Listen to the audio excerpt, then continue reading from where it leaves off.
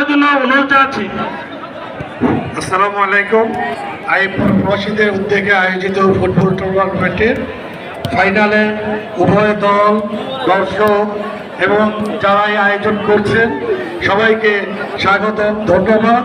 এবং এই খেলাটি যাতে সুষ্ঠু সুন্দরভাবে অনুষ্ঠিত হয় সবার সহযোগিতা কামনা করছি এবং আমরা সবাই আনন্দ সহকারে খেলাটি উপভোগ করব।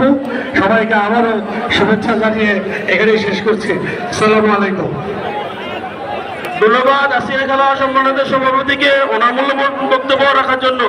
এখন অনুরোধ জানাচ্ছি আজকের খেলার সম্মানিত প্রধান অতিথি ডাক্তার রফিকুল ইসলাম খোকন সাহেবকে, উনি ওনার মূল্যবান বক্তব্য পেশ করবেন। বিসমিল্লাহির রহমানির রহিম।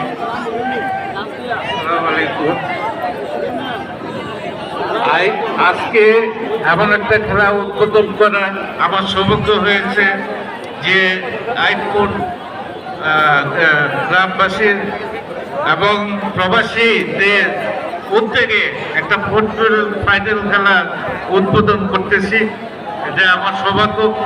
আমার শরীরটা ভালো না, তবুও আমি এই শরীর দিয়ে উদ্বোধন করতে এসেছি। আমি আশা করব